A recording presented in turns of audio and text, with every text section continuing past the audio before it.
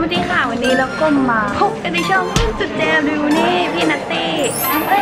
เนตตี้นะคะวันนี้เราก็มาถ่ายรูปสวัสดีค่ะอยากได้มากเลยค่ะกล้องนี้อยากได้มากเลยเราใช้กล้อง Canon G7X นะคะวันนี้เราก็จะมาวอล์กกันให้ดูเพราะว่าวันนี้เรามาเวิร์กช็อปกับของ Estee Lauder เขามีรองพื้นอันใหม่ออกมาเดี๋ยวจะให้ดูกันแต่ว่าข้างหน้าตอนนี้มันมีโดนัทอะกลิ่นหอมมากแล้วเขาก็แจกช็อกโกแลตด้วยอะเป็นอะไรที่เดี๋ยวต้องลองชิมแล้วว่ามันอร่อยไม่อร่อยตอนนี้ก็มีคนเยอะแยะมากมายเลยนี่เดี๋ยวจะถ่ายกันให้ดูต่อนะคะ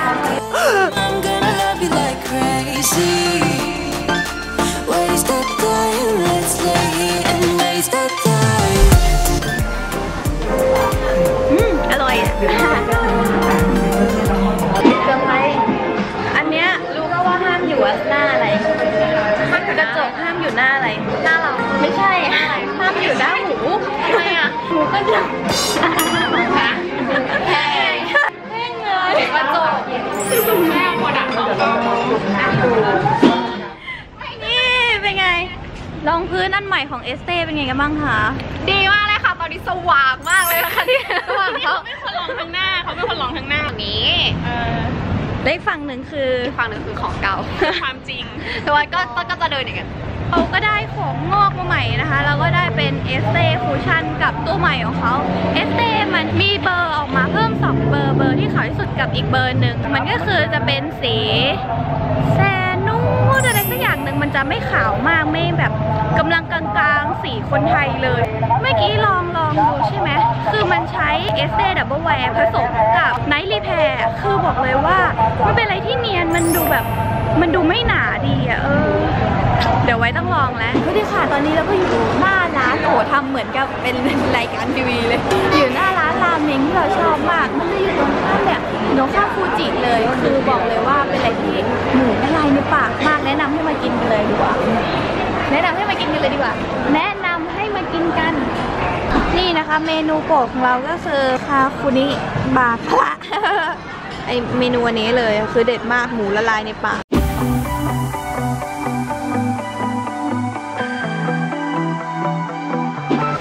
เป็นดาคูล่าปะเนี่ยไม่ได้เป็นเฮ้อะไรเนี่ยบอกเลยว่าร้านเนี้ยสักครั้งหนึ่งในชีวิตต้องมากินอร่อยมากสวยมากเลยอ่ะเสื้อเปล่าลาวเนี่ยดูดิโอ้โหขาวเนียนสวยมากลาวเนี่ยโอ้กิบเลยมันไม่มีเลยนี่ค่ะตอน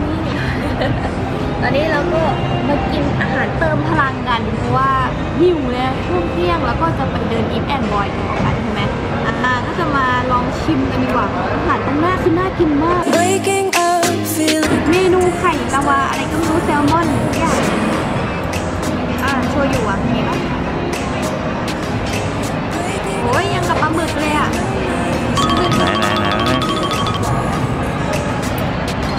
ลองคำแรก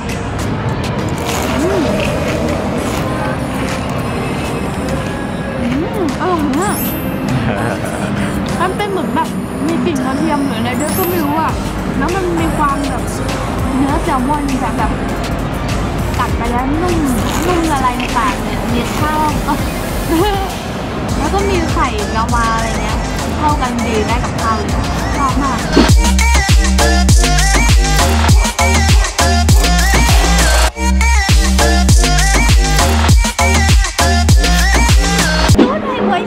5,000 บาทนี่ต้องแบบช้อปปิ้งให้เยอะๆแล้วอย่างแรกคือแบบว่าเขาอยากได้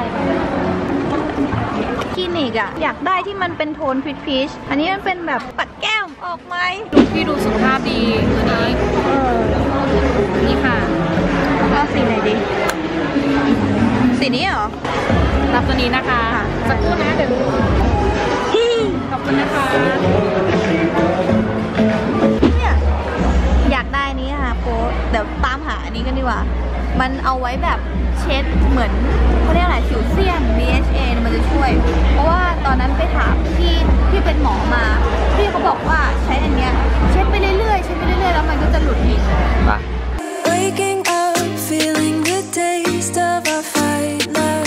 อันนี้นี่มีแค่ที่ญี่ปุ่น ที่ไทยเยอะแยะ ได้ครับเลยหน้าเวทีเลยขอเล่น เรีย แข่ ก ง เมื่อ ได้ กี้เขาเรียกว่าใครมีสีชมพูอยู่ในร่างกาย ชมพูแล้วกินแล้วกินชมพูเขาจะให้ เป็นคนเลยเลือกเป็นคนเลยนะ1 2 3 4 5คนอีกคนได้ไหมใครมีสีชมพูในร่างกายเดินมาเลยค่ะมีไหมคะ มาเร็ว มีสีชมพูในร่างกายนะ มาหน้าเวทีเลยครับ I'm thinking about old times. I've waited so long. แล้วก็ครับรู้ป่ะเมื่อกี้ยืนดูไอ้นี่อยู่มิดทิฟโอ้ยไกลไปมิดทิฟฟานี่อยู่ใช่ป่ะคนถ่ายรูปถ่ายอัดวิดีโออยู่บ้างสักพักถ่ายไม่มองเลยสงสัยสวยมากโดนหัวไปเต็มเลยเฮ้ยแต่เมื่อกี้พี่เขาสวยจริง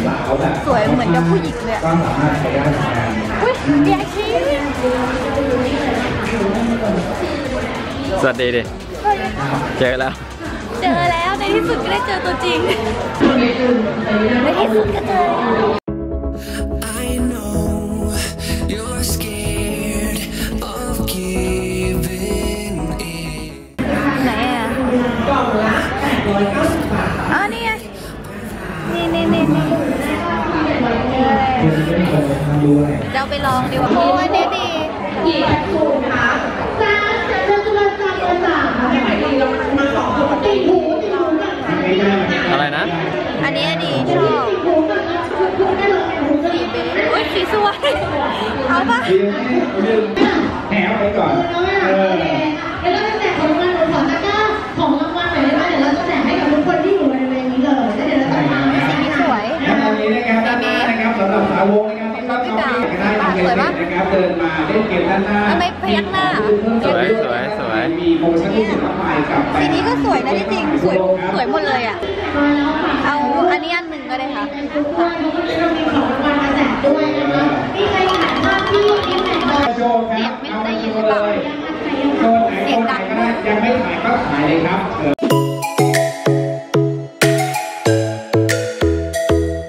ไปดูอะไรนะ ไปดูบนชั้นดีกว่า Lightning strikes by my window.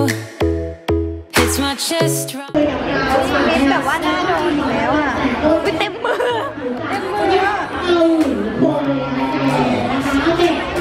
สีสวยอ่ะแต่ว่าเนื้อมันจะเหมือนแบบว่ามูดอ่ะเนื้อมันจะเป็นแบบเวลเวท สีนี้กับสีนี้เหมือนกันอ่ะ ไม่เหมือนอันนี้เป็นแบบสีชมพูคล้ายๆปกติออกแดงๆนิดนึงอันนี้เป็นแบบสีชมพูติ่งไปทางชมพูเข้มอ่ะอันนี้เป็นชมพูอ่อนมองไงเหมือนกันนี่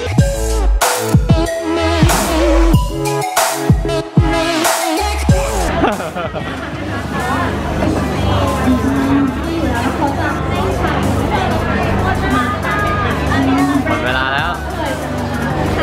อันนี้3 ตัว เซเว่นเดย์ของเราแล้วยังไม่หมดยังมี คนข้างๆครับ จับได้กี่ลูกก็ได้เหรอ หรือใหญ่มาก มี3 ตัว พอใช่ไหมครับ ออกแบบมาสำหรับสาวที่มีโครงหน้าค่อนข้าง You're close to see the sun, but ตัวที่นี่มันมีคิวด้วยอ่ะอยากได้ครีมกันแดดของมันอ่ะจำได้ป่ะที่ตอนนั้นเคยไปลองตอนนั้นเคยเห็นแบบว่าฝรั่งเขาทำเทสครีมกันแดดอะไรดีที่สุดคือคิวอันดับ 1เลยเดี๋ยวไปดูดีกว่า that you need. อันนี้มันเท่าไหร่1,500 บาท10%ก็เหลือ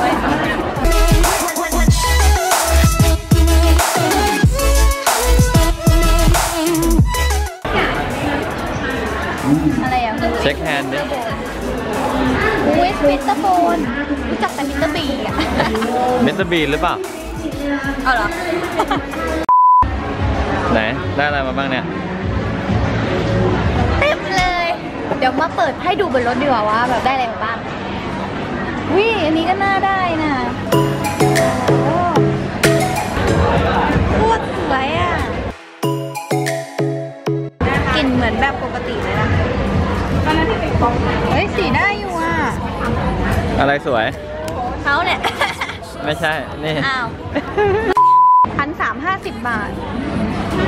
ถุงนั้นมาได้ไงเนี่ย ช้อปปิ้งกิฟต์แอนด์บอยได้ขอ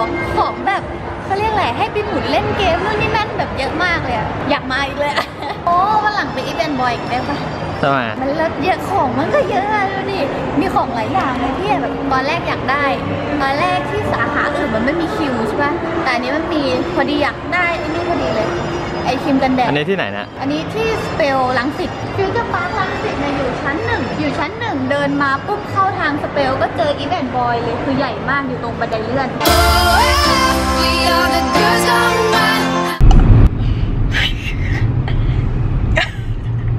มาสรุปให้ฟังดีกว่าว่าแบบทั้งหมดที่ได้มาคือมีอะไรบ้างอย่างแรกก็คือจะเป็นบ๊อบบี้บราวน์สีปากนี่สวยเวอร์ดูดิไปลองมาเยอะมากอันนี้แบบดีสุดอันที่2ก็คือจะเป็นคลินิกชิคป๊อป49บัชป๊อปเป็นอะไรที่นมสีนมโคตรชอบอย่างที่3ก็คือจะเป็นกันแดด SPF 50อุ้ยเห็นแบบสยมถุยอันนี้มันชื่อสยมถุยโคตรนิ่มมากโคตรชอบตั้งชื่อมันว่าสยมถุยนะคะอย่างสุดท้ายที่เราจะมาพูดกันก็คือ Polar Choice Skin Perfecting 2% BHA Lotion อันนี้คือไปถามพี่เนตตี้มาเดี๋ยวจะขึ้นชื่อช่องพี่เนตตี้ให้เขาเป็นแบบหมอที่ดูเกี่ยวกับพวกผิวหน้าอะไรเงี้ยคลินิกเยอะแยะมากมายแล้วพี่เขาบอกว่าอันเนี้ยมันเอาไว้แบบเช็ดสิวเซียนได้ดีมากมันออกดีมากพี่เขาก็เลยแนะนำตัวนี้มาได้มีโอกาสเห็นใน Eve and Boy ก็เลยแบบคว้ามาเลยเฮ้ยแล้วก็มีมาร์กหน้าอีกเต็มเลยเดี๋ยวให้ดูแบบมาร์กหน้าเยอะมากมีอีกอยากนำเหนือนี่แผ่นแปะแผ่นไฮโดรเจลเย็นคลายเมื่อยสุดฮิตจากเกาหลีแปะน่องไหลหลัง4แผ่นในซองเดียวอันนี้คือโคตรน่าสนใจอ่ะเพราะว่ามันเหมือนแบบเอาไว้แปะได้ไม่รู้ว่าจะเหมือนแบบที่แปะตาเสือเหมือนประเทศไทยหรือเปล่าเดี๋ยวจะลองดูแล้วก็มาเปรียบเทียบให้ดูกันที่แปะตาเสือเขาเรียกว่าปอเปี๊ยะปอเปี๊ยะนะคะที่แปะตาเสือหรือกอเอี๊ยะแล้วก็มีอันนี้มามาร์กหน้าคือกัดว่าจะลองดูมันดูแบบคลาสสิกสีมันแบบว่าดีงามมันบอกว่าช่วยอะไรไม่ออกแล้วเราก็ได้ถุงนี้กลับมาด้วยคือมีความเยอะมากๆเดี๋ยวเอามาแจกกันดีกว่าเพราะว่าใช้คนเดียวไม่น่าหมดเดี๋ยวมันจะหมดอายุซะก่อนอะไรอย่างนี้มาอยู่กับสยมถุยในฉากปิดกันดีกว่าแล้วก็อย่ามันแล้วก็มาอยู่สยม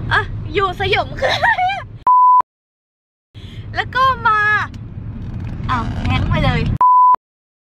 อย่าลืมกดไลค์กดแชร์กด subscribe กันด้วยแล้วก็อยากให้ทำอะไรวอล์กอะไรไปไหนกินข้าวถ่ายรูปเล่นที่ไหนก็คอมเมนต์ไว้ด้านล่างได้เลยค่ะเดี๋ยวก็จะมาทำกันให้ดูเรื่อยๆเลยนะไปแล้วบ๊ายบายวันนี้สวัสดีค่ะสวัสดีค่ะนี่มันบ๊ายบายปะวะ